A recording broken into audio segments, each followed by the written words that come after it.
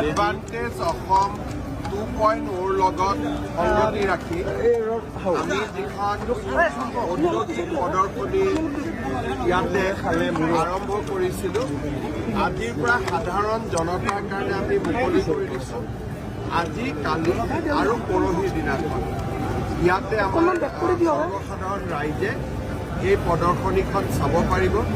আজি মই এটা পেভিলিয়ন চালোঁ, এদিনত গোটেইকেইটা চোৱা সম্ভৱ নহয়।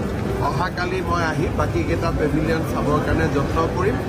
আৰু ইয়াতে যদি আপোনালোকে দেখা পায়, ইয়াত অসমৰ ষ্টাৰ্টআপ, অসমৰ বৃহৎ MSME, ফৰেষ্ট প্ৰডাকশ্যন, আত্মসহায়ক গোটৰ প্ৰডাকশ্যন, গোটেই আমি স্পেক্ট্ৰামটোকে ইয়াত ৰাখিছোঁ। বিশেষকৈ মই ছাত্ৰ ছাত্ৰীসকলক অনুৰোধ কৰিম যে তেখেতসকলে আহি এই প্ৰদৰ্শনীখন চাব লাগে। আমাৰ অসমৰ বিষয়ে আমি বহুত কথা বুজিব পাৰিম। যিখিনি মই দেখিছোঁ সেইখিনি যিমানটো টুইট কৰিছোঁ, তাতকৈ কিবা যদি আছে মই গম পোৱা নাই। অহাকালি আপোনালোকৰ লগত যেতিয়া আমি কথা পাতিম তেতিয়া পাম। কিন্তু মই ভাবোঁ 500-600 কোটি কিবা ডিফাৰেঞ্চ হ'লে হ'ব, মেক্সিমাম নহয়। দেশ বিদেশৰ বহু বিনিয়োগকাৰীয়ে হিয়াও জাৰি সঁহাৰি দিলে আৰু মই ভাবোঁ অহা 2-3 মাহলৈকে আমি আৰু নতুন প্ৰপ'জেল পাই থাকিম। আৰু ভৱিষ্যত এতিয়া আমাৰ কাম আছে। এতিয়া আচল কাম হ'ব যে মাটি ক'ত দিম, ইনচেণ্টিভ কেনেকৈ দিম। এতিয়াতো MOUৰ পিছত এতিয়া আচল আলোচনা এতিয়াহে আৰম্ভ হ'ব। গতিকে সেই প্ৰক্ৰিয়াখিনি সম্পূৰ্ণ কৰাটোৱে ডাঙৰ কথা।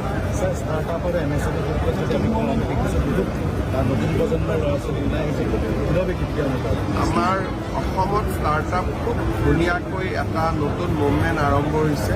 সেইকাৰণে এইবাৰ আমি এটা সুকীয়া ডিপাৰ্টমেণ্ট ৰাখিছোঁ।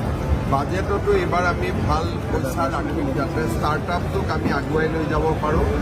IIT গুৱাহাটী হওক, আমাৰ নিজৰ ষ্টাৰ্টআপ হওক, আমাৰ বায়'টেকনলজি পাৰ্কৰ ইনকিউবেশ্যন হওক, বহুতবোৰ কাম হৈছে ষ্টাৰ্টআপত। বিশেষকৈ অসমীয়া ডেকা ল'ৰাখিনিয়ে বহুত ভাল ভাল আইডিয়া লৈ ওলাই আহিছে। চৰকাৰেও সহায় কৰিব আৰু অকণমান এনেকুৱা ধৰণৰ প্ৰদৰ্শনীৰ জৰিয়তে আমি তেওঁলোকক এক্সপ'জ কৰিব আৰু তেওঁলোকে আগুৱাই যাব পাৰিব।